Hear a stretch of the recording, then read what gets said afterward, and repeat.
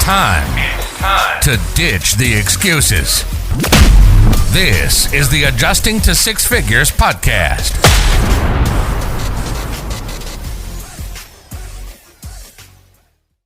You know, I did the Ancestry DNA, and I've went my entire life thinking I was German. You know, that's what I was told. And come to find I'm a quarter Italian and a quarter Jewish. Had no idea. No kidding. Yeah. Yeah. But, I got quarter German, Polish, Irish, and Italian. All right. You got the hard working ethnicities in there. Yeah. My daughter's practically the UN with me, my ex-wife, her. It's like, wow, she's got it all. Yeah. Well, man, again, thanks for coming on the show. You know, I absolutely love, I created the show with the idea. I want to hear like stories from people that were able to create something out of nothing. And I know that, like I was saying right before the podcast, that you started your first business when you were 13, and I'm in the same boat. It wasn't a very good business, but it was a business. I didn't look at it. I don't know about you, but I didn't look at what I was doing when I was 13 as a business. I just happened to look at it as a bullshit hobby that somehow paid me money, and I didn't even know. That was pretty much what it was. And I mean, I'm sure we'll talk about this more, but like because I would have done so much better if I wouldn't have taken the money that I made and just spent it in the same place on more football cards and shit, like things I didn't need. It's like, that was my first lesson in invest your money when you have it before you spend it all. Right. Yeah. I didn't invest it at all. What did you do? What were you doing? Well, I was into sports cards, like football cards, baseball cards. And a couple of buddies of mine told me that they were setting up a table at the mall at the card show. And I was like, really? That's interesting. And down the street from my house was a guy that had a card shop. And I got to be friends with him. He's an older guy, but he's a super nice guy. And I got to be friends with him. And he told me, he said, well, if they don't have room for you, I have a guy that I'm friends with that he has an extra space that you basically just pay him for the table. And then whatever you make is yours. Said, okay, cool. And so he did it. And I got to be friends with that guy. And then it just became this thing. Like whenever they would do card shows, which was like every other month, I would just buy a table off him. My dad and he helped me build these display cases to put the cards in, and I would just set up shop and people would come and look at what I'd have and buy what they wanted. It was fun as hell. I loved it. Yeah. How did you get the cards? I had collected for, gosh, I can't remember when I started collecting. And it was like one of those things, like when I was really little, probably like 6, 7, I had some cards and it really wasn't much. And then when I got into, I think it was like seventh grade, things just started to pop. Like that hobby just was huge. Like cards were everywhere and everybody was talking about cards. So between winning them in poker games and buying them from card shops and trading with people, that's just, and probably some underhanded things that we don't need to talk about when it comes to being a kid with, asshole friends that you're just trying to keep up with. Yeah. Yeah. But that was it for the most part. I mean, and then when I got older and the hobby sort of died on my end and even the business was declining. And that was when I was like, well, now I'm a teenager with high school problems. I don't need to worry about this anymore. Exactly. Did your parents or your father, were they business owners, and that's what kind of planted the seed for entrepreneurship? Not really. No. I mean, it was one of those things too. I mean, my parents were incredibly hard workers. They instilled a strong work ethic in me. And that was something that I was very happy about. I mean, to this day, I still thank them for that. But no, they didn't do their own thing. It was just one of those things I fell into. I was, my friends started doing it, and then here I am. Okay, I have this opportunity to do it too. And I was just connected with the right people that led me down a path to show me how to do it right. All right. I think that's the toughest thing. I feel like it's the toughest thing to be the first in your family lineage, or at least in that direct bloodline, to make that step out and to actually take the risk of starting your own business. And granted, you're 13 in this story. It's not a huge risk. You already had accumulated these cards anyway, right? But you took the risk. You got the table. You went out there. You you met the guy that hooked you up with it. So you made those connections and you put yourself out there to make that money. And it's a step that so many people are just, it seems too difficult and it seems too far-fetched and too much work and too much of a hassle to actually do all of that. So they just stick to their regular old job and complain about whether or not they're getting enough overtime that week. Right. Or time off or whatever. Time off. Absolutely right. So what did you do after? Did you end up continuing this thing of being trying to start hustles? And I did. I mean, it was nothing really official until I think probably when I got out of college, I started looking at some other things. I got into network marketing for a little bit and I realized that wasn't for me. I just, that type of sales just doesn't work for me because it just felt so quick and there was no relationship. Like I remember when I first moved to Pittsburgh, I was here probably a week and I had some guy like run up to me at a parking lot at Best Buy to pitch me. I'm like, what the hell are you doing? What is this? In the parking lot? Yeah. I'm like, cause he started talking. He's like, oh, hey man, what DVD did you buy? I'm like, that I don't remember what DVD it was, but he's like, oh, that's really cool. So tell me what you do. I'm like, this guy, what was happening? You already feel the sales call coming, right? I came from this small town. I always remember this network marketing experience because I didn't get into it with that guy because what ended up happening was we ended up talking for a while and I really had no idea what was going on, but he booked a meeting with me and it ended up coinciding with the final episode of Friends. Okay. And I was like, hey, I'm going to watch this instead.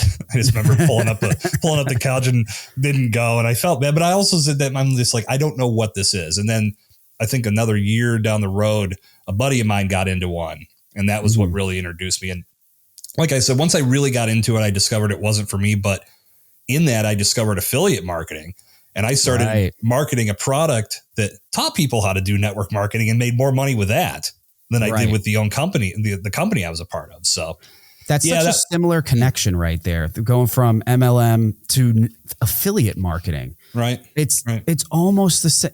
I've thought of that and I haven't had a network marketer on the podcast.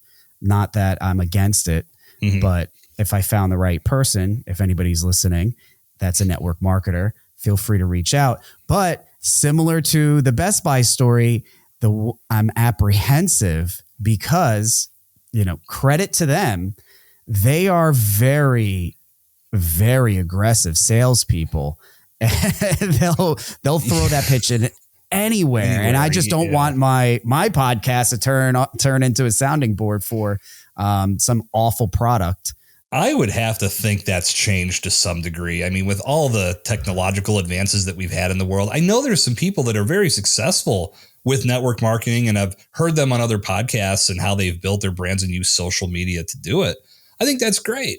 Undoubtedly. It just takes a special kind of person to stand in the mall parking lot on the weekend and just talk to everybody and throw a sales pitch at them. I'm very extroverted. I will talk to anybody, but I don't want to sit there and sell a car to every person I'm talking to. I'd rather let's have a genuine conversation about life and about what we're doing. Not, hey, join my company. You'll be the third on the pyramid and then you'll get three. Like that just to me, it wasn't attractive. I just couldn't get into that. There's a lot of unattractiveness about network marketing. I hate to rag on them too much. I remember a few years ago. Do you know the guy Grant Cardone? Oh, absolutely. Yeah.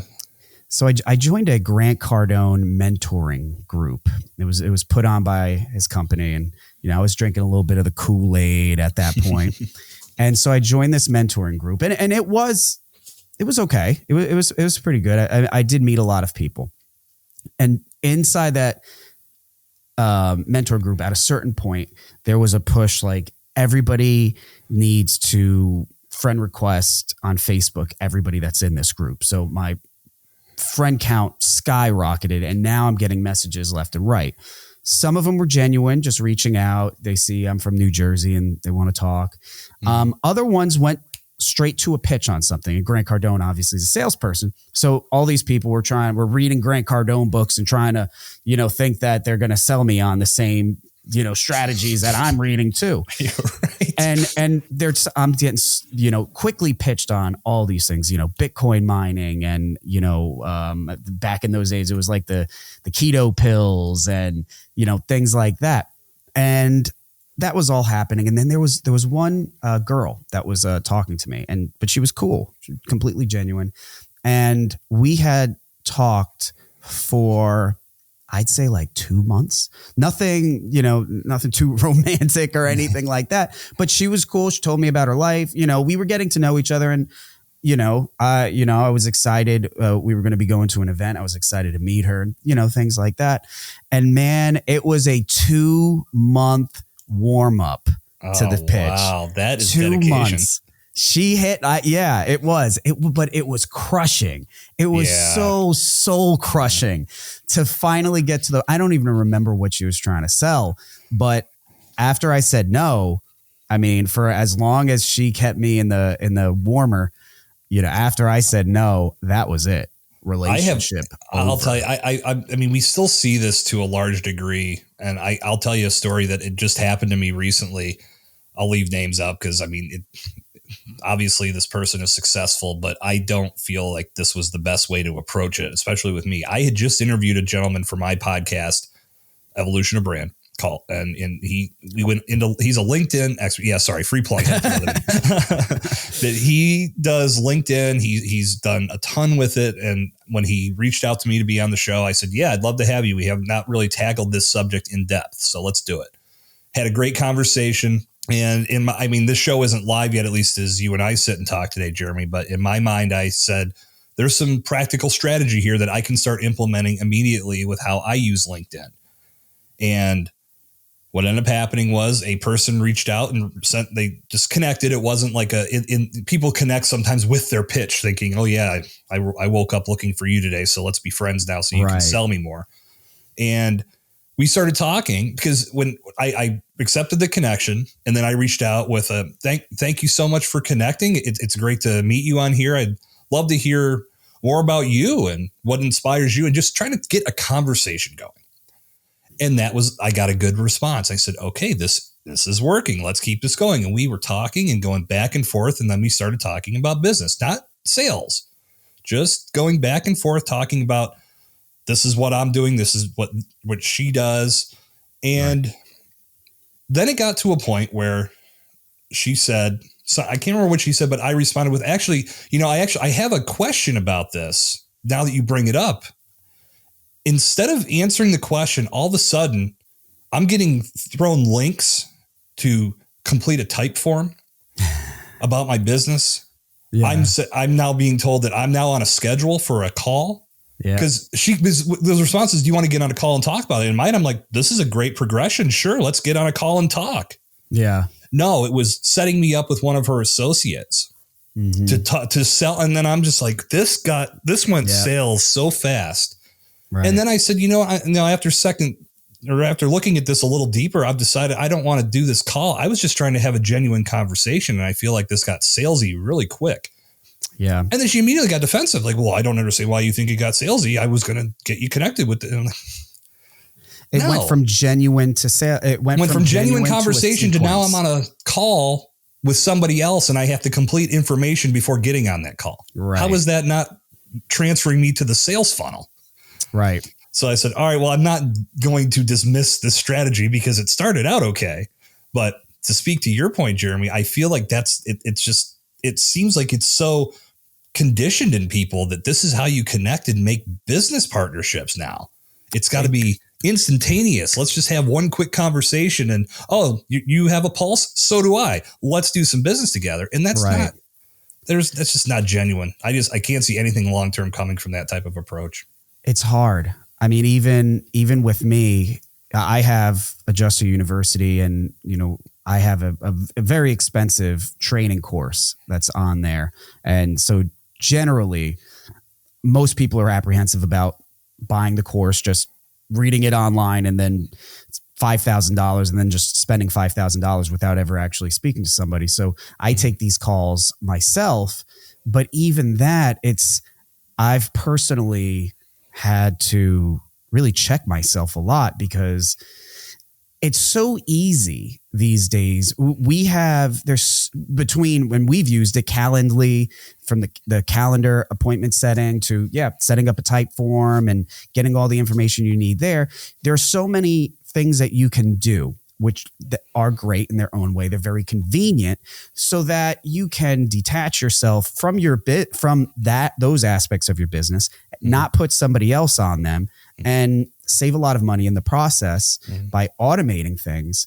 And as a business owner, you feel like you're doing great. You feel like you're making smart moves. You're paying Typeform $40 a month, and you don't have to question anybody. And you're paying Calendly, and it sends the automatic updates, and all these things are great. But you are very slowly detaching your genuine personality away from your business, and you're slowly creeping, I think, towards, just like you said, where you're no longer a person with a product. You're kind of more just a machine that's just trying to get people to the top of the funnel.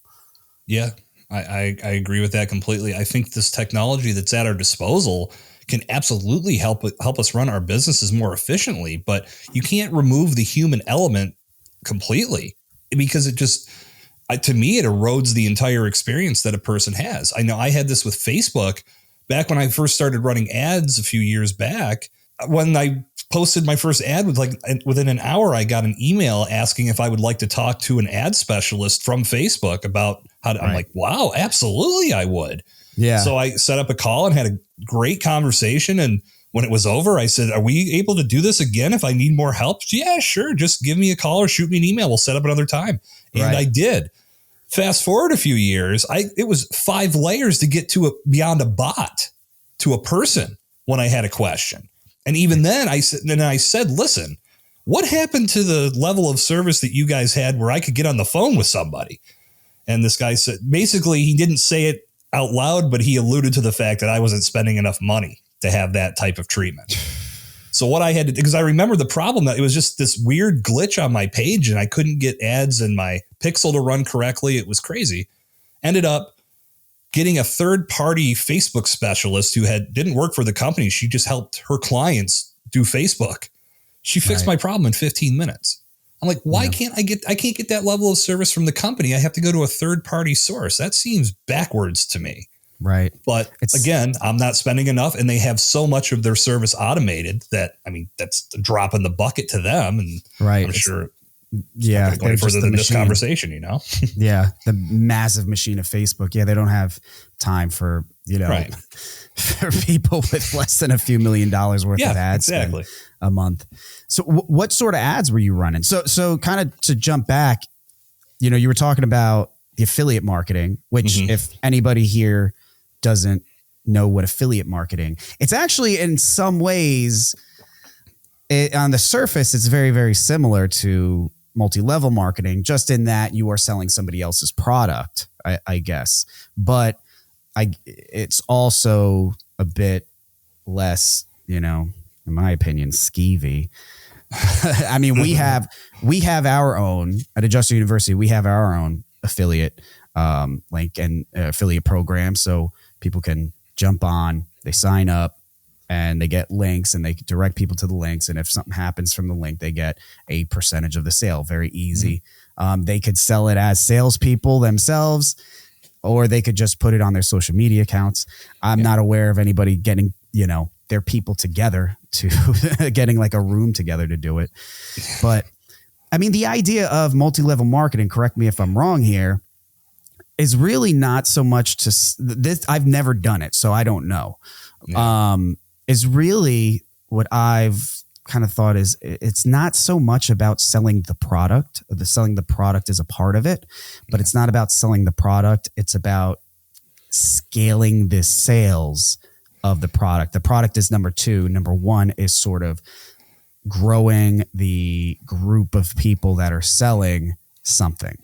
Yeah, I believe I have to dig deep into my memory that I've done a lot to do, or I've done a lot to block all this out because it was just a nightmare. It's traumatic. Downline. It's called building your downline. So you're the top. Basically, it's so funny because if you're a fan of The Office, and when Michael comes in to pitch the calling cards and Jim draws the pyramid, when Michael shows how you get 3 people and then you get 3 people, I always laugh because that's exactly what this is doing. So your job, basically the way they would say it was, oh yeah, all you need to do is get 3 people and then teach them how to get 3 people. Then your work is done. In a perfect world, I think that makes sense, but they're not talking about how hard it is to truly get someone to buy into that vision. So the company that I was a part of sold travel.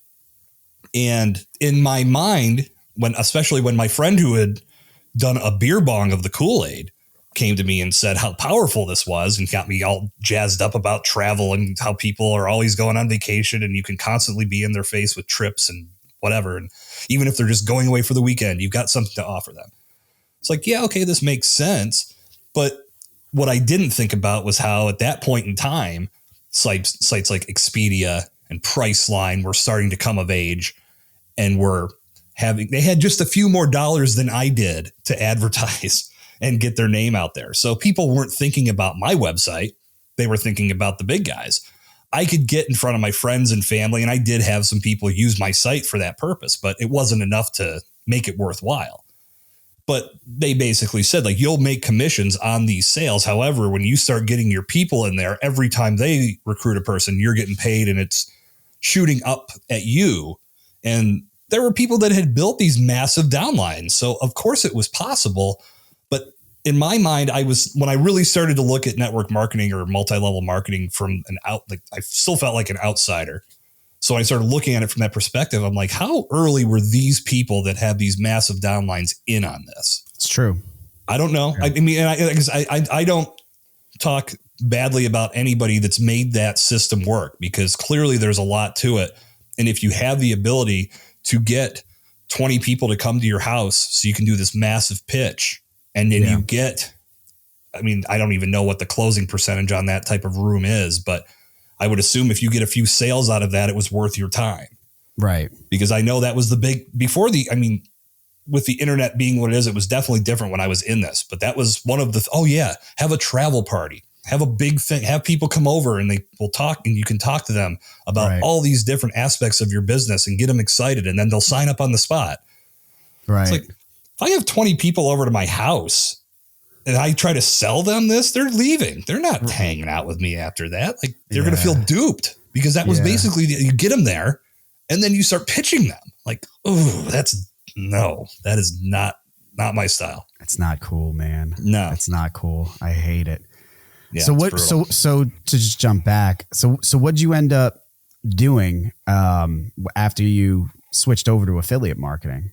Well, I didn't officially switch. I think I just stumbled into that by accident because I was trying to get better and I stumbled upon a couple gurus, experts, whatever you want to define them as, that were promoting these products that would help you get better at network marketing. I said, okay, I'll pick these up. And when I got into their program, they said, yeah, if you promote these to others, then you get paid a commission. So in my mind, this is just another revenue stream. Let's put this out there with everything else I'm doing. So I started creating emails and things of that nature. And social media really wasn't part of this equation, maybe MySpace. And I'm not even joking. And that's how far back this was. After that, it was like, okay, I'm making more money from this. I'm just going to keep doing this. Even if I don't do this network marketing thing anymore, at least I can promote this. I know it's going to bring some money in, not a ton, but something. And you're already involved in the environment of network marketing. You right. Yeah, exactly. So, and then eventually, I shifted away from all of that, and me and my friend, who ironically, the one that got me into the first network marketing business, we decided to start a social media marketing company when it was starting to be more that we saw it. Like, I'm no pioneer in any respect, but we were looking at this stuff like Facebook and Twitter specifically. And that was when, this is just what people use to post what they had for lunch, right? That was always the big joke. And we'd have to basically combat that every time we'd go visit a business. Right. But I'm looking at, I'm like, no, this is going to be more. Like, I feel like this is something that more people are gravitating to. It would just make sense for a business to start being there as well. Like I said, not a pioneer. It was just, to me, it just seemed like common sense to say this is going to be something. So we were trying. Yeah. And we were trying to sell it to brands and companies before the boom, and minimal success. We had some, we did sign some clients on, but we were always felt like we were constantly having that battle that they're believing us that this is what it's going to be, but they're not fully seeing it yet. So they're going to keep fighting us and not just letting us do a thing to make this work. Right. And then, of course, when everything took off, we were already out of the game. So, and that was like what, mid 2000s, around then? That was, gosh, let me think, 2008, 2009, around that time frame. Okay. I've always thought about just doing, especially after running my school, my online school, I've spent thousands and thousands of dollars on just shit social media marketers. And I still think about it even today, just how stupid I was for some of these hires and just not seeing it through. And I'm talking, get with a company and, you like their logo, you like their landing page, you get on the phone with someone who you just kind of assume is executive management, right? And they use some big words, and then you get signed up, and next thing you know, you're getting your ads written. I had a guy one time it was a cool guy. So with my business, I specifically sell products for what's called a field property claims adjuster. So it's actually going out to a house, looking at damage, writing up estimates as a freelancer.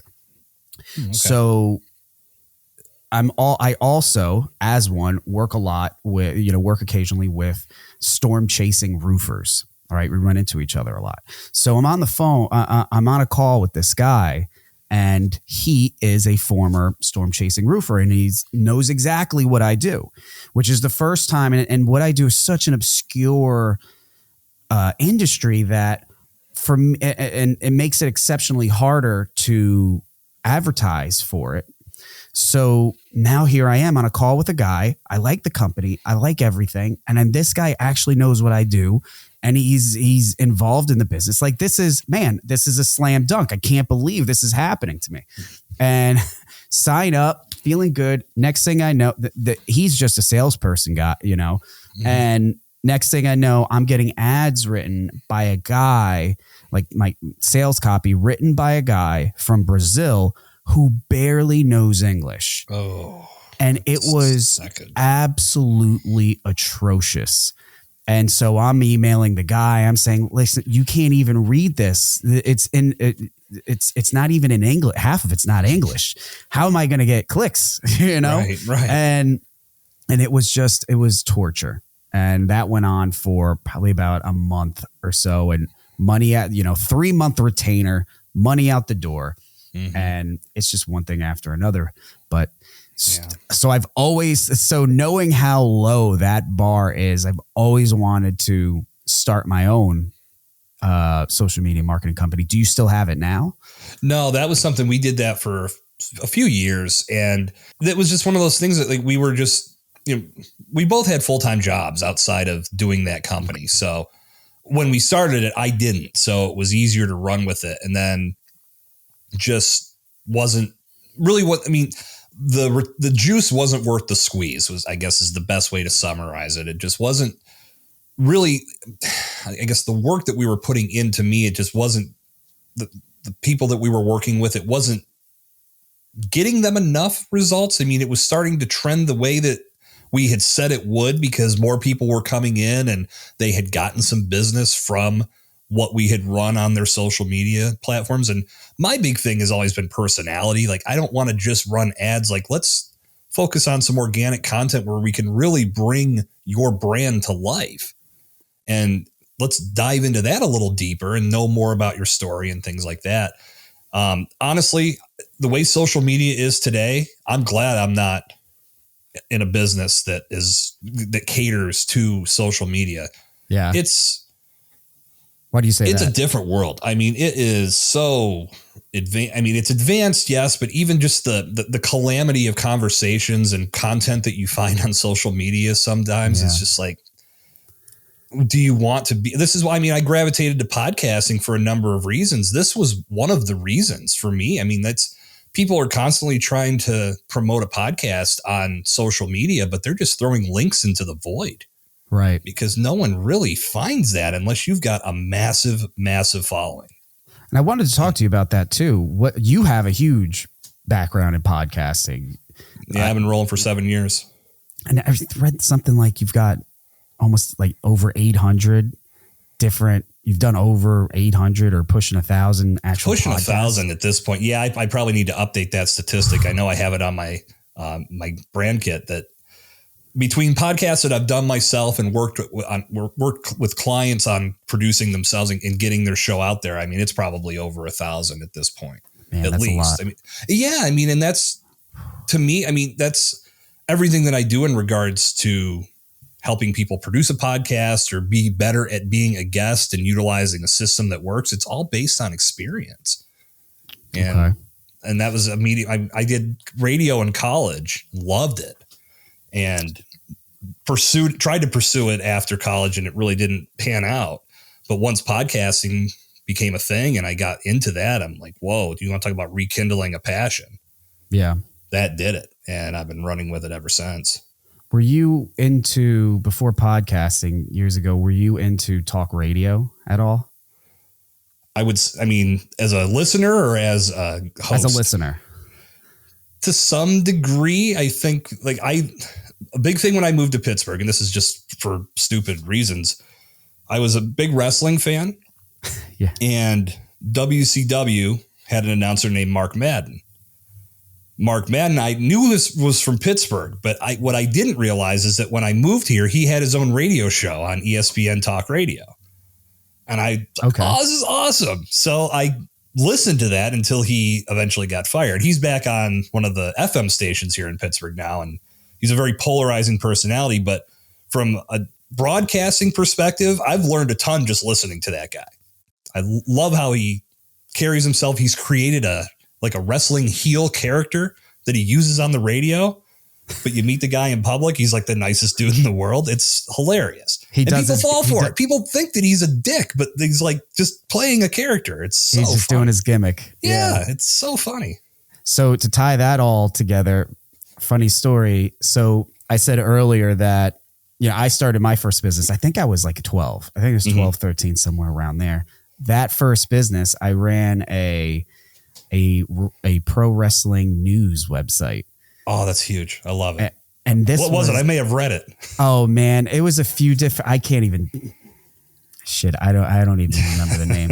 But back in those days, I'm like 12, 13. Back in those days, that was like the dawn of the internet, right? That was when things are really starting to pick up. And around that same time, that's when late 90s.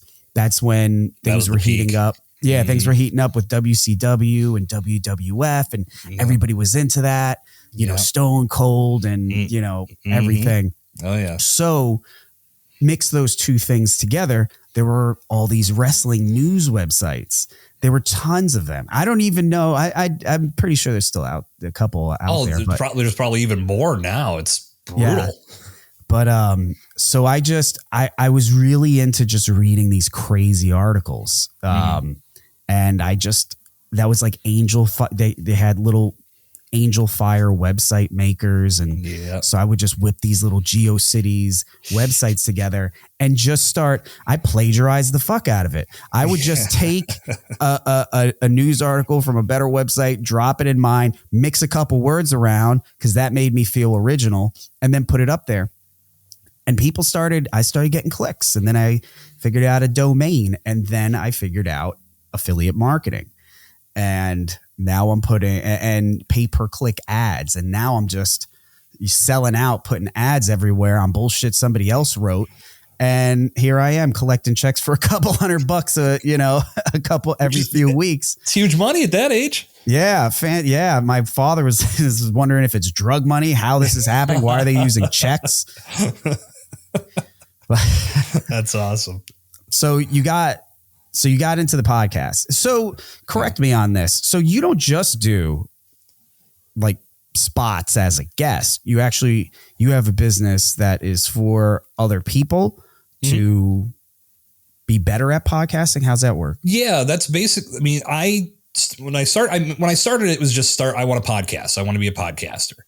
And me and my friends, the same one that I started the business with and got in the network marketing, we kind of see the trend here. We started a podcast and had a blast. At that point in time, I was working in the beer industry. I was doing, I had started a beer blog that was designed to raise awareness because there was, craft beer was a thing, but I think it really hadn't hit the boom that we're experiencing now. And yeah, now it's almost to the point where personally, it's like, it's leveled off. Everybody's just doing great beer.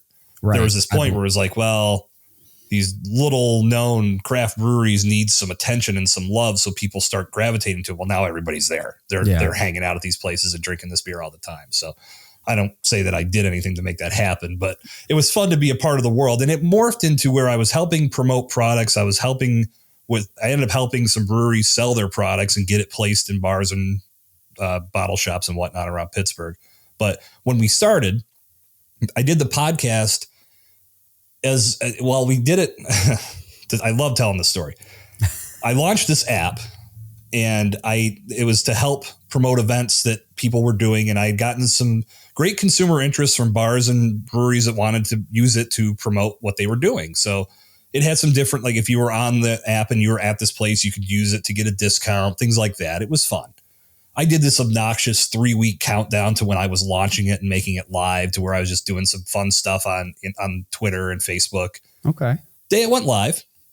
All of a sudden, some guy started trolling me. And I don't know if he was waiting to see this thing for him to just say like, this isn't what I wanted to see or whatever, but started running me into the ground about how terrible this was and how I don't know what I'm doing and how I think I'm going to accomplish I'm like all the things he was throwing at me, I knew I'm like, these are insults. They're meant to be insults, but I've researched. I know I have to do this. You're not breaking new ground. But it just got me. I'm like, well, who is this guy anyway? What does he do? And I went and looked, and he was a host of a beer podcast. My buddy and I had been kicking around ideas of a podcast. Like, what do we do? If we want to do a podcast, what are we going to do? Well, when I saw that, I called my buddy and I said, I've got our idea. We're going to do this, and we're going to do it better than him. Hell yeah. And I was dead wrong. We launched it, but we were terrible at it. And we did we did the first episode in a noisy bar. I had no microphone stand. Right? Well, it was beer related, so it just made sense to us. We put no planning into it. We got some microphones and a cheap mixing board. I didn't even have a microphone stand. I had to shove the microphone into the protective styrofoam that came in the box that it was shipped in. Hell yeah. That's what I used for my first recording. We did what we did. We had the genius idea that this will be a beer podcast where we also talk about sports and wrestling and other things. So we did nothing to niche down and target. Right. Zero editing, put it out on the internet. Everything that we did is what I will tell people now, do not do. I was like, I violated every rule. Right. But it got me started. And that was really, I look back on that experience and I said, this is great. This, at least, I rekindled the passion, poured some fuel on the fire that I once had for radio. Got to connect with some really awesome people because of the podcast. We had Claudio Sanchez from Coheed and Cambria on the show once. Mayor of Braddock, John Fetterman was on our show once. Really big Pittsburgh personality, Rick Seaback, was on the podcast once. So we got to do these really cool things and have some great experiences. And we pretty much ran that show as long as we could. And then I started another show. And in doing that, I decided, this is something I love, but I really want to get better at this. So I shut that podcast down and just stopped podcasting for 1.5 years.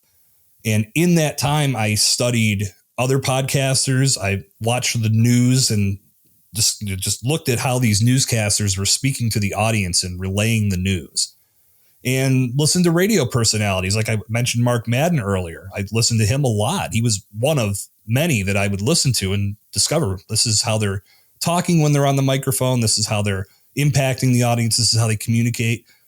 I want to bring all of this into my own skill set when I go back to podcasting. Right.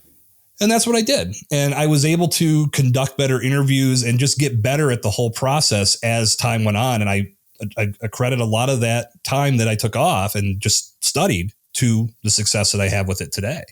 Right. And in the timeline, I had a friend that wanted to start a podcast, but really wasn't sure how. And when he called me up, he's like, I just want to tell me what I'm in for. And when I told him, I really went into detail because I wanted him to succeed. I wanted him to do really well with it. But like halfway through explaining it in my head, I'm like, I think I might be freaking him out. And maybe that's good, because when I got to the end, there was this 5-second pause. And then he just went, holy shit, that's way more involved than I thought. And I said, yeah. And I think this is one of the main reasons why so many podcasts launch a few episodes and then you never hear from people again, because there's so much work that is involved. Right. They're not aware of that until they actually start trying to do it and then realize this is something I don't have time for. Maybe I'm not as passionate about this as I thought. And then they walk away. So I told them, listen, why don't we work together? I'd be happy to partner with you and help you cultivate the content, and you record it, or you produce it. You say the words, I'll record them, and then I'll do all the back end work and post production. And that led to the launch of a business. And that was really where it started to go from there. I started reaching out to other people, and I would get referrals and connections from his guests that he brought on, and off to the races we went. And then later on, I decided to put more emphasis on the guesting side and making sure people knew that they could build a brand. You can really make an impact if you show up as a value-driven guest. If you show up to sell, forget it. No one's going to take you seriously. A podcaster may not even air that episode. I mean, Jeremy, you said it earlier. Yeah, I'd love to bring a multi-level marketer on here, but I don't want a sales pitch. You know, your audience is not going to want to listen to that. I have, I'm not going to say which one, but I have one episode of this podcast that got too salesy for me. And it turns it's published, it's out there, but it turned my stomach as soon as it was over.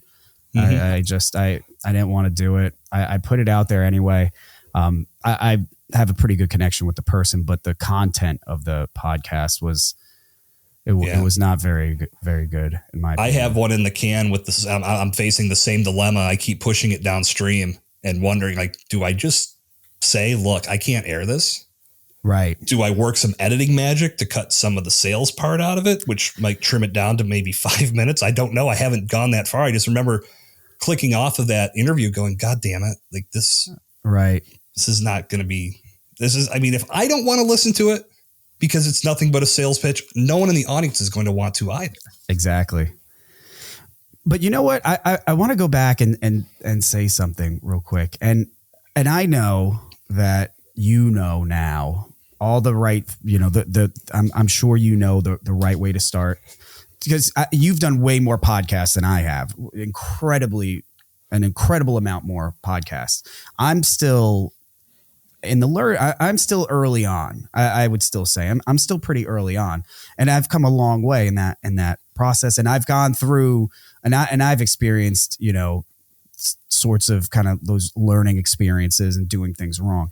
But I could have done podcasting way much earlier than what I did, but I built this thing up in my head, this imaginary thing that just made podcasting basically like a radio talk show production.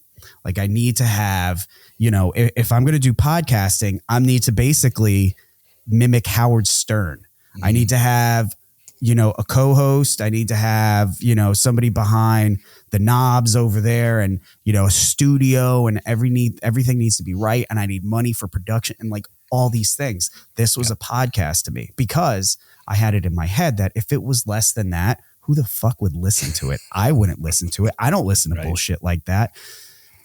And meanwhile, while I'm hearing all of this, I'm also hearing other people, you know, gurus and, you know, people like that are just talking about podcasting and just saying, just put stuff out there. Don't expect it to be great. Just put stuff out there and just keep being consistent at it. And so at a certain point, for whatever reason, I just got to the point, and this was before this particular podcast, I just started putting it out there and no planning. Had real shitty little Yeti mics, and, poor, backdrop was awful. The sound was awful. The content was but we just started putting it out there and just started doing that. And I have friends of mine that also really want to do podcasts, and they talk about podcasts, but same thing. They're building this thing up to make it something massive, which undoubtedly it can be. You can have a podcast that's massive. You can get a contract for Spotify for $100 million if you're the right person.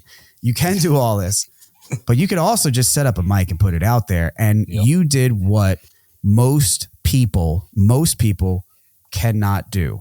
And even those people that do take that step and say, you know what, forget it. I don't need a co-host. I don't need equipment. I'm just going to put something out there. You went ahead and you remain consistent, which is even harder to do. After you hear your first podcast and you're like, holy shit, that's awful. Mm-hmm. You came back and you did another and you did another, and now you're almost at 1,000. Yeah. And not only do you have that background, but now you have the knowledge and experience to be able to get people be over that hump of shittiness and actually start producing the content that they want. And probably, I mean, do you talk to people about trying to niche down, like you were saying that you were failing at? Yeah. I mean, to paraphrase Tony Soprano, if I had a nickel for every time I had a conversation with somebody about them thinking they could be Joe Rogan, I'd have a private jet on 24-hour standby. Yeah. It's crazy to think that you're going to get Joe Rogan money just by starting a podcast. You got to look at the whole time. Like, congrats to Joe Rogan. That dude worked hard for 20 some years in through comedy and being on television and MMA and Fear Factor and all the things he did. That all built to him being on Spotify with this exclusive contract. That's a lot of time, a lot of work, a lot of effort. And I think a lot of people want to take the shortcut route, which doesn't exist. Right. And like you said, Jeremy, it's the consistency is the hardest part. And one of the biggest things that I think throws people off, like you said, they hear themselves for the first time and go, oh my God, this is terrible. Who would ever want to listen to this? That ends up getting validated when they look at their download numbers for their first few episodes and no one listened. Right. Oh my God, I was right. No one wants to hear me. And then they quit. You're not going to build an audience in 3 episodes. It's not going to happen, period. I mean, even if you have a built-in audience elsewhere, that doesn't mean that they're podcast listeners. If you've established an audience, let's say on YouTube, for example, and they come to you in droves, if you're going to keep doing YouTube, they're going to stay there because they've proven that's their platform. That's where they like to hear from you. Now, you'll get some crossover. Those people may come over and listen to your podcast, but it won't be the entire population. And I think a lot of people that have an established audience on one platform think that it's just this instantaneous switch. Well, now I've got this. They're all going to follow me there too. Doesn't work that way. You have to build your audience up, and that takes time, takes consistency, and it takes a dedication to producing quality content. Because the way that this is going to work and the way that you're going to grow, let's say you get 50 listeners, to which a lot of podcasters say, oh, that's terrible. Right. I hate, oh God, I only get 50 downloads. And I always say, well, how many did you want? No one has a number. They just think they want more. So then I turn it around and say, okay, if those 50 people knew you were having a party and they showed up at your house, are you going to get the shitty swill beer? Or are you going to get some good cocktails? You're going to get the craft beer, and you're going to have a bartender come in and get the party catered. Right. Of course, you're going to take care of those people because they showed up. Right. The 50 people that have showed up to your podcast to listen have proven they like what you're doing. Right. So you treat them with respect by continuing to give them what they showed up for. As you continue to do that consistently, now they'll start telling other people, got to listen to Jeremy's podcast. That podcast is awesome. I learned so much every episode. He's got killer guests and he's a fun dude to listen to. If those 50 people all tell one person, now you've got 100 listeners. Those 100 people turn around and tell another 100. Now you're growing. Now the wheel is spinning and the snowball is rolling downhill. You just have to be patient. But we all want that quick Look at how big I can get. Joe Rogan did it, so let me do it too. Right. And you said it perfectly. Sometimes you'll build up this thing in your head of being in this $1,000, $100,000, $1,000, $1 million studio, and that's the only way to make quality production. I look at it the other way. How freaking cool is it that we live in a world to where I can sit at my kitchen table if I want to, technically not even use a microphone, which some people don't, which I advise against, but right. to prove the point, you could sit there with your phone and talk into it, and it could be amplified on a scale that goes global. That's where we're at, and that's pretty damn cool. Yeah. So get that thought out of your head that you have to be in a big studio, and embrace the fact that you could lay in bed and produce something that people would want to listen to. Right. And you get better as you go. And that's one of the hardest things to tell people is that, yes, this takes time, but every time you do a new episode, you get a little bit better at your craft. Right. And the more episodes you put out, you're just going to keep getting better and better and more comfortable. And you're going to discover your voice, and you're going to learn how to project that voice and have confidence in your message. And that's what's going to make people come to you. They're going to be attracted to the message and the confidence that you're putting out there. And that's how you'll grow. That's where it's at. And I mean, that's really at the heart of it. And a lot of people just need to get in their minds that that's the front of mind thought when starting a podcast. You've got to look at yourself objectively and be able to take your own criticisms. And I think that's what a lot of people struggle with. Nobody likes to admit, especially to themselves, that they're not doing something well. If it's something that you think you're not going to do well, why do it at all? And that's what stops so many people. Yeah. But to really grow a podcast, if you're going to do something consistently, unless your plan is to just suck indefinitely, it's to be able to look at your own episodes, to watch at least bits and pieces. I get nauseous. I can't listen to my own episodes, but I'll watch them just to pick up on certain things and say, hey, you know what? I wish that didn't look like that. Or I have to stop saying while I'm on there or interrupt. You know, I learned to, in the earliest podcast, I caught myself interrupting guests, which I heard that and I'm like, oh yeah, I can't do that. And almost overnight, I stopped that. But it's that being able to look objectively at your own self and not getting a broken heart in the process. And that's what a lot of people struggle with. Even for me, the first podcast I did, the podcast before here, it was just me at my desk, shit camera, a shit webcam, and a shit microphone with my ugly ass desk in the background. Then we kind of rebranded, went in a different direction. Producer wasn't working. Then I just had a brick wall in the background. Then I was like, I got to get something else. So I put a curtain in the background, and then I put a couple things in front of that curtain, and then fast forward, I have a TV and, that thing over there. But even that, I fucking hate that thing because I feel like it's so cliche. I don't know what I was thinking, because people have books, right? People have podcasts and they put their fucking motivational books up there. And I thought that was me. And now that I have to look at it on a little tiny, on a screen all the time, it's nauseating. But I don't know what I'll put there. Maybe a plant. I don't know yet. Honestly, I go back and forth, because I've got the brick, I've got because I'm in podcasting all the time. It made sense to get an image with a microphone. Yeah. But then I tried to, I've got my daughter, I got her some penguins, and she's like, well, Dad, that's your favorite animal. Why don't you keep these for your podcast studio? Yeah. Okay. That was a little homage to her. They're behind me with a couple wrestling action figures that I had as a kid.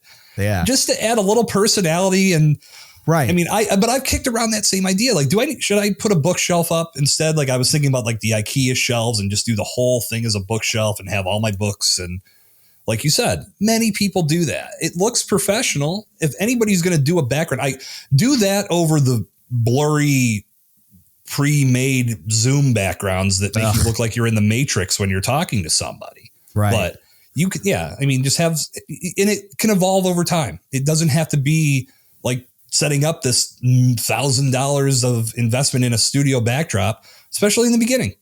You got to get good at this. You may discover as you get into podcasting that it's not for you.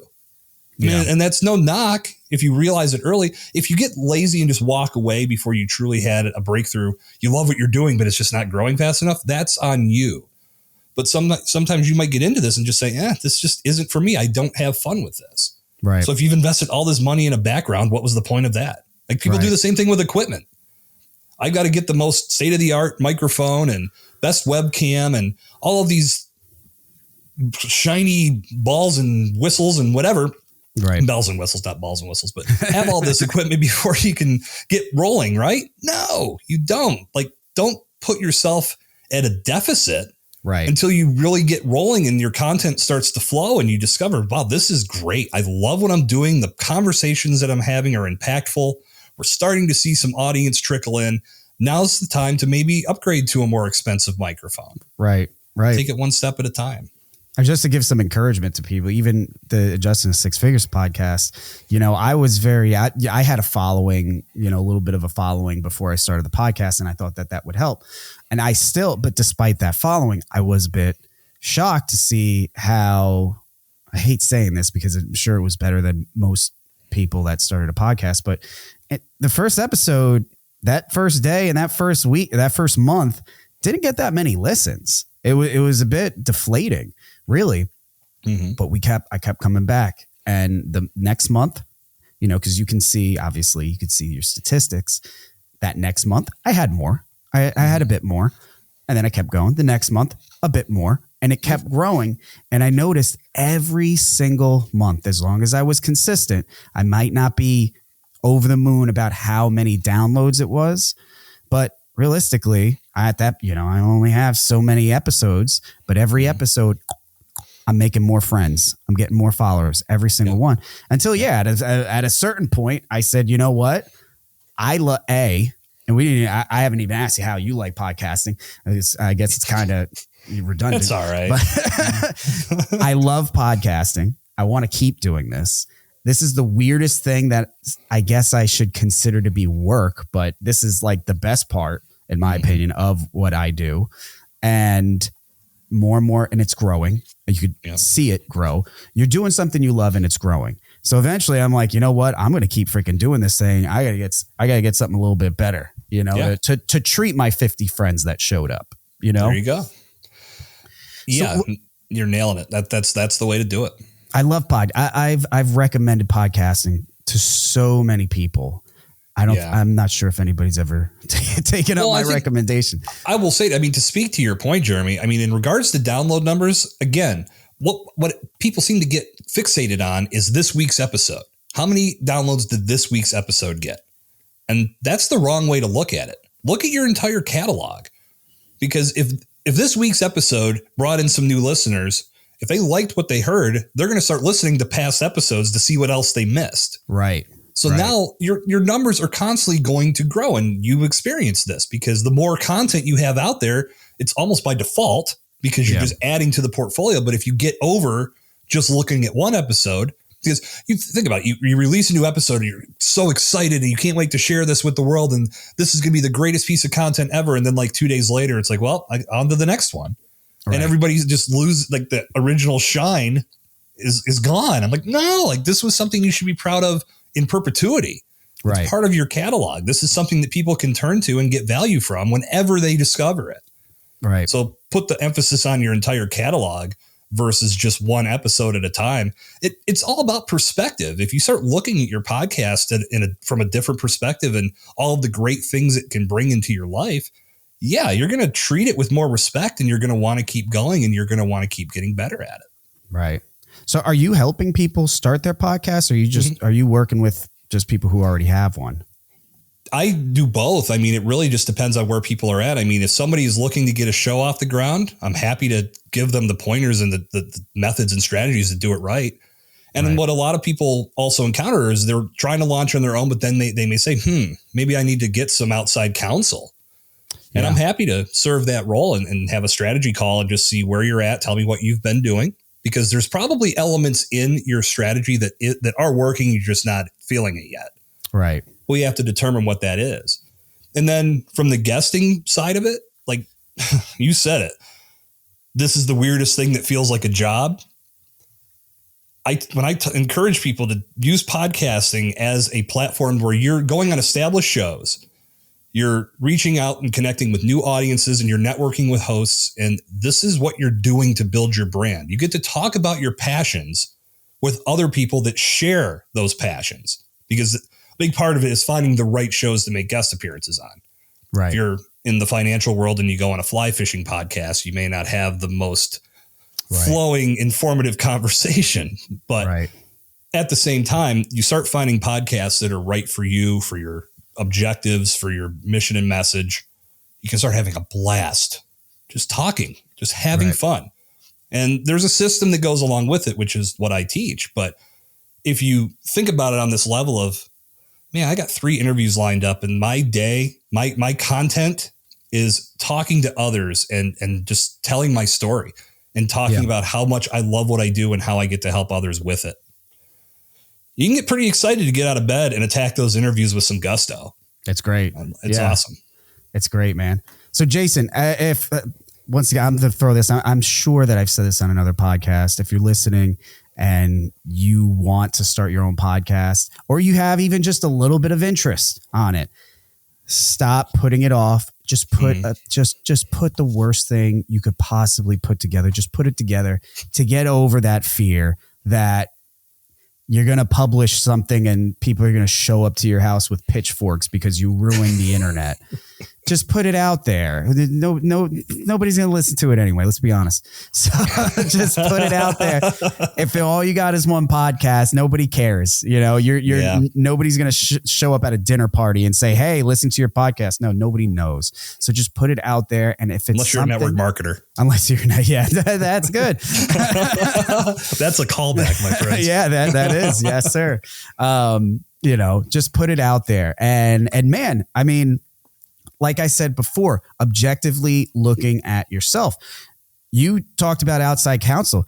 Dude, I could use outside counsel because I'm just a freaking mirror of Joe Rogan at this point. I try not to be, but you know, and try to put certain format to my thing. But you know, sometimes my conversations just go off the rails. You know, that's Joe Rogan-esque. I was hitting a vape the last time, and I didn't do that. I thought about it, and then hitting the weed pen during the show. My first podcast being a beer podcast, it was just natural that we drank during those podcasts, and there was some. Holy God, I'm so glad they're not on the internet anymore, because they were just the big thing to keep in mind is listener experience. Now, producing those podcasts and sitting down to record, we had so much fun. One of them, I remember there was this barrel-aged beer festival in Pittsburgh, and I had arranged to do a live podcast from the event. And I knew the owner of the brewery that was hosting. He's like, absolutely, bring your equipment. We'll get everybody to come sit down with you, and you guys can have some fun with it. They had partnered with one of the local whiskey companies, and I knew the girl that worked there too. Like 2 seconds before I was about to press record, she goes, wait. She lines up 3 shots and goes, you got to do those first. Hell yeah. I had already been drinking for a couple hours. Now I'm shooting whiskey shots like I'm back in college on my 21st birthday. I hit record and I didn't even realize this happened. I said my friend's last name as I introduced myself. Didn't even know it until I went to edit. I'm like, what a shit show. But man, it was like, we got a pass because we're a beer podcast. Right. But the overall lesson that I'm driving at here is it's all about the listener experience. Right. Thinking back on that, loved producing it, hated listening to it. Right. So you got to think about what your listener is experiencing on the other end, because if you put something out there like that or shit show adjacent, it's not going to be good for your results. I'm going to tell you about this and I'm going to drop the link in the show notes or whatever. Hopefully it's still on the internet. I had right in the beginning of COVID, right? Towards like the first month or two when we were on total lockdown where it was the end of the world, right? I did a 4 guest video podcast. It was published as a podcast too, but there's a video of it. And it was at night, right? And I just felt like, and it was just people in sort of my niche, right? And I had decided, well, I need to, they're all very straight-laced guys, and I'm historically, my shoes are always untied. And I decided, well, let me be totally on brand on this one. And so we opened up the podcast and I was drinking what I called a quarantini. And I had right off camera a bigger container of the mix, right? And I just figured I'm just going to sip this quarantini, and it's going to be like, I'm the guy, the Adjuster University guy that likes to have a good time, right? I got shit faced during this. I forgot how long this thing was, but it went on and on and on. And towards the end, I'm fielding questions and I'm not even answering the questions. I'm just blurting shit out. It was a disaster. And I don't even remember the podcast ending. I just woke up the next day and I had to send out some apology texts, and they said it was all right. I watched it. I was drunk. It was a professional podcast. At least you were functioning and it was able to come off somewhat. Pretty much, yeah. Oh, the first half was nothing but value. I'm just shooting value cannons at everybody. The second half was, I was peeing value, on everybody. It was just coming at a slow trickle. Man, so I'll find it and drop it in the show notes. Yeah, I had one other podcast that had that happen with, it was the worst. I ended up putting it out there and I regretted it. There was like 12 of us. We got together and our friends had a brewery. They brewed, it was a legit brewery, but they brewed a small scale in their garage, and they were awesome dudes. They're still awesome dudes, but we all got together to hang out. That's what they would do. They'd brew on Saturdays and just tell everybody to come hang out. So we decided to do a podcast. No, that was not smart, because people, there was 4 different conversations going on. Like, everybody had a mic, and I'm like, and then at one point I went to the bathroom and somebody put a fart gun up to the microphone and just let it rip. That's great. For like 30 seconds. And so now next day, hungover, pull up this podcast to edit. And I'm just like, I can't believe, you got to just let it run. And I was in the wind down part of the, I knew I'd already announced these are going to be the last 5 episodes. And I'm like, thank God, because no one's going to want to listen to me after this. This is horrible. Great. Like I said, I had to pull all that stuff down, but it was fun when it was going on, I have to say. That reminds me of, do you ever used to listen when it was a thing? I know it's somewhat going on, but Opie and Anthony. Oh yeah. Back in the day. Big time. Love those guys. Man, that's I started getting into, like, talk radio, I guess, around Opie and Anthony, and they would have those sorts of just absolute shit shows. Yeah. It's hard to have that type of, at least maybe I'm wrong on this, but I feel like it's just so hard to have that type of format where you can have really just all these fucking killers, just guys that are there, all these different personalities, and it somehow isn't a total talk over mess, and it's hilarious. Yeah. And as a listener, you sit there and you're just fucking howling the whole time, versus you trying to pull that off in a podcast sense, and it's just verbal mess. It really comes off that way with podcasting. I think with what you have to, we mentioned niching down earlier. I think that's one of the biggest elements of podcasting that works, because you can develop this specific audience for a certain topic, because people they're going to be more intentional about listening to something on, okay, I want information on X, on Y. Let me find some podcasts that cover this. So if you fall into that criteria, if your content's quality, now you're helping solve some problems, and that's going to bring people in. I had a conversation with my brother-in-law. My brother-in-law's brother had texted me and said, I want to start a podcast. I said, cool. What are you thinking about doing? I want to talk about sports. I want to talk about politics. And he said a third thing. I was like, why don't you just toss religion in the mix? Right. Like, well, what do you mean? I was like, you can't talk about all of those things. You're not the news. Like, no one's going to want to listen to that. You go, well, it's multiple things, so multiple people will tune in, right? I'm like, no. Because when a person that might tune in for sports starts hearing you talk about politics, they're out. Right. And then flip the script. Same deal. People are not going to tune in for multiple things. Learn that with my first podcast. We're a beer podcast, but we'll talk about sports, and then we'll have a WrestleMania special every year and blah, blah, blah. No one knew what we were aiming at. So you have to be intentional with your content, and you can get so much further by zeroing in and niching down than by trying to serve this massive audience, because that's hard. Right. And those guys, Opie and Anthony, Howard Stern, how long, think back to Private Parts. How long did it take Howard Stern to truly develop that reputation to where the millions and millions were listening to him? That's right. Years. Right. So, yeah, and just like what you said before too about Joe Rogan. I mean, I was listening to the Rogan podcast since earlier, inside of 100 episodes, like way back in, it was like 2010s or something like that. Yeah. But even that, I mean, we talked before about having a base following or whatever before you leave. Joe Rogan even had, right before that, he had a message board that was right, really big and popular on the internet. And it was basically, this is a Joe Rogan podcast, but in HTML, old school, message board style.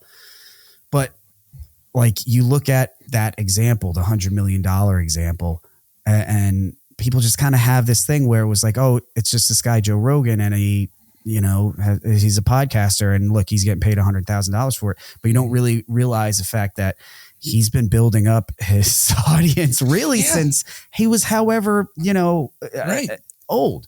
This has just been a thing. People aren't going to get to that most likely. Right. No, right. not at all. No, I mean, if you're willing to commit that kind of time, who knows what can come from it? But right. Exactly. Like Joe Rogan had all of this publicity and I guess reputation, we'll call it, from news radio, from his comedy, from Fear Factor. I think he was in MMA at that time doing the announcing in MMA. I'm not 100% positive on the timeline here, but then his podcast was live for how many years, building an audience and him continuing to push the envelope and get interesting guests on there for great conversations. He was able to take this to Spotify, who realized, well, we can get exclusive on this. And that's why they paid him what they paid him. Right. That takes time to accomplish. And that's why if your mindset is to monetize your podcast from day one, think about affiliate marketing. We'll do another callback on a serious note, because you can set up some affiliate partnerships that are adjacent to your content where you could generate some revenue by running an ad on your show. So as people start to find that and it connects with what you do, it makes sense. Now you're not going to make Joe Rogan money, but you're going to generate something that could perhaps offset the cost of your hosting or your equipment or whatever. But you got to start somewhere. You can't start at the top and work your way down, because it's going to be a disaster. And that's a powerful thing, because at least at that point, guess what? You not only have a podcast, and the podcast probably has things that needs to improve upon, but you just monetized your podcast. Now you're getting paid, maybe not yet, not $100 million, not $1 million, maybe it's really pennies, but you're getting paid to do something. That's Joe Rogan did not get $100 million for his first stand-up routine. Yeah, exactly. Right. Exactly. You got to start. And on another note, I don't know if you could find full episodes of this, but watch one of Joe Rogan's those episodes within like 100. Within the first 100 episodes, watch the clips from that. It's awful. You watch that clip. First of all, there's no guests on it. It's just his friends, there's no guests on it. Bernie Sanders isn't on it. It's just guys that he knows. And it's just, there's fucking no lighting. Seems like there's no lighting, and it's, there wasn't this mindset or this need for this huge production quality that people feel they need now, because again, you see something like that and think that that's the norm. That's something that you can aspire to and work towards, but it's not a requirement or a prerequisite to get started. Right. So you could so many podcasters, they set up a studio in their closet. Yes. Because of the sound. Right. I say hats off to you. They don't give a shit about the video. They care about producing quality, good sounding audio. And in a closet, you don't have to pay anything extra for that. And you're able to accomplish your task of making good quality audio. Right. Nothing wrong with that whatsoever. So to think that you've got to go to this grand scale for everything right out of the gates, it's one of those obstacles that you'll put in front of yourself to not get started. Exactly. And just have fun, man. That's what fun. Exactly. In the very beginning of this one, I was trying to put on a face. I was trying to put on a face and I was trying to be a host, put on a show. I wasn't being me. I was being somebody else. And it just, I don't know at what point, but I just kind of dropped that and just started being me. And I think I'm still learning to be me. Well, while I have a microphone. I'm getting to that point, but it's a progressionary thing, man. I think what you're doing is fantastic and helping people get over that, because like I said, this, to me, I feel like for me, having a podcast is one of the best parts about what I do. And I mean, I do insurance claims, but I have guests like you. I have guests that are in finance. I have guests that are in self-help. I have all these different people who otherwise I would never run into. And now I'm running into them. Now we got referred by Daniel Tolson, who was a guest on my show. And, you know, so now I'm talking to you, who I wouldn't talk to. And we're talking about Joe Rogan. We're talking, craft beer and podcasting and all these things. And it's just, that wouldn't happen. If this podcast was not set up today, we would have never met. Exactly. I would have spent my day working or just seeing the same people, not learning anything new, most likely. So the value that it brings, even if you don't ever monetize or don't ever, that your target, you're going after a certain demographic of people that's just like you, but there's not very many people that are just like you. So you're not getting a big podcast, but holy shit, are you having a great time doing it? And it's fun for you. It's a blast. It's great. And that's, we didn't talk about this a lot, but I think we may have touched on it slightly. The networking aspect of podcasting is enormous. Right. You can get so far. I tell people all the time, if you treat this as a networking tool, you can monetize your podcast before it goes live, or monetize your interview. Like if you're a guest, you can monetize this before it goes live. And people look at me like I have three heads when I say that. Well, how can I do that? Well, do you have an affiliate program? Does the host have any interest in what you're doing? Are they potentially interested in introducing you to a friend or something that might need what you offer? If you show up with value, I'm not saying you go into sales mode. Like then the mic turns off, you start selling. You don't do that.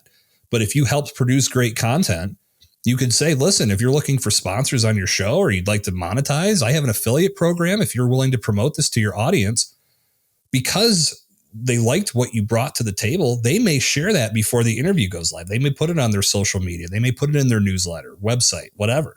But you have to have strong networking skills and understand why you're there in order to make that happen. Because if you just showed up and sold for an hour and then kept selling and say, oh yeah, here's my link. And then people are gonna be like, go to hell, man. I'm not doing that. Like, networking is huge. And you get to meet so many interesting, fun people when you do this. Jason, I think if there's one thing I gathered when it comes to podcasting, and you know your shit, man. Thanks, bro. You know your shit. So I can stumble on some good things from time to time. So what? All right. So we got to wrap this up, but I've got two questions for you. Number one, if anybody's listening right now and they want to talk to you, how can they get a hold of you? Connect with me at jasoncercone.com/6figures. That's the number 6 figures. You stole my 6 figures thing. How dare you? Well, it's because I'm only sharing this on your podcast, sir. But I have a guide that I provide everyone that's listening if they are thinking about getting into podcasting or being a podcast guest more specifically.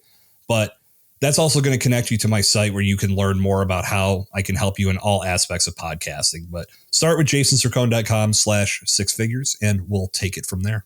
Check it out, guys. Last question. Out of Pittsburgh, what's a good craft beer? If I go to Pittsburgh, what's the one beer I got to get? Or at least... Man, I'll tell you. I mean, it really depends on the style you're into. What do you dig? Man, for the longest time, I've been an IPA guy. But I think I'm just getting too old. Yeah, I went through, because the hazy IPAs were huge. And there's a couple breweries here that just knock it out of the freaking park. Dancing Gnome, Grist House... Hitchhiker Brewing. There's so many. 4 Points. We've got Pittsburgh's brewing scene is huge. Yeah. Huge. There's so many good breweries doing great beer. I drank so many of the hazies. I decided to go back to the old school West Coast IPAs. Oh yeah. And the brewery I used to work with is called Spoonwood Brewing, and they have their flagship IPA is called Killer Diller. I love that beer. It's just such a perfect IPA. Yeah. That's really the best way to explain it. Killer Diller. Killer Diller. I'm gonna have to check it out. Jason, yes, fantastic having you on the podcast, man. Hope to have you again sometime soon. Thanks, Jeremy. I appreciate it. Hey, you got it, folks. Check out Jason, and I'll catch you on the next episode.